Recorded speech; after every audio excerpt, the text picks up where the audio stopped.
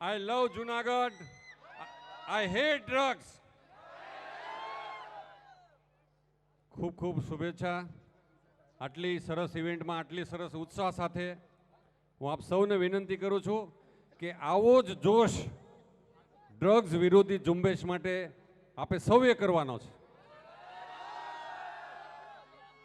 આપની સાથે સ્કૂલમાં, કોલેજમાં, યુનિવર્સિટીમાં ભણતા સ્ટુડન્ટ્સને જો કોઈ આવા ડ્રગ્સમાં ફસાયો હોય તો એને મદદ કરી એને એમાંથી બહાર લાવવાનો છે.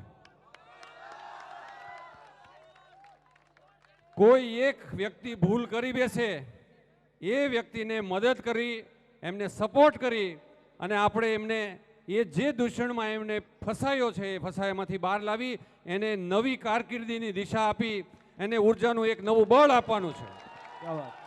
આટલો જોશ, આટલી ઉર્જા કોઈ પણ યુવાન સાથે, તમારા મિત્ર સાથે, તમારા પાડોશમાં, તમારા ક્લાસમેટને આ ઉર્જા આપવાની છે. જ્યારે એમનામાં થોડી ઘણી પણ નકારાત્મકતા, નેગેટિવિટી આવે ત્યારે એને પોઝિટિવિટી તરફ ઉર્જા તમને જે મળે છે એડવેન્ચરસમાંથી લેવાની છે, ફિઝિકલ ફિટનેસમાંથી લેવાની છે, નહીં કે ડ્રગ્સની કિક લેવા માટે. જે યુવાન આમાં ડ્રગ્સમાં એમ લાગે છે કે મને આમાં વધારે કિક મળે છે, વધારે ફ્લાઇટ મોડ આવું છું, વધારે મજા આવે છે, સારો નશો કરે છે, એમને એ સમજાવવાનું છે કે આના કરતાં મોટો નશો એડવેન્ચરનો છે, આના કરતાં મોટો નશો થ્રિલનો છે. તમારી ફિઝિકલ ફિટનેસ, સ્પોર્ટ્સ, ગેમ્સ, આ રનિંગ છે એ સિમ્બોલ છે, એક પ્રતીક છે. દોડવાનું એ તમારી ફિઝિકલ ફિટનેસની સાથે સાથે માનસિક સ્વાસ્થ્યની પણ જરૂરિયાત છે.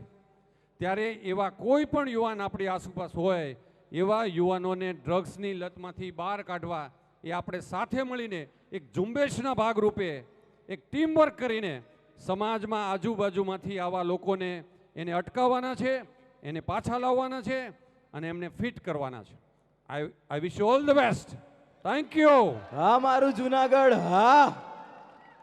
Great sir, thank you so much. અને આ બધાએ સંકલ્પ કરી લીધો છે, બધા આપની સાથે છે. સે નો ટુ ડ્રગ્સ માટે.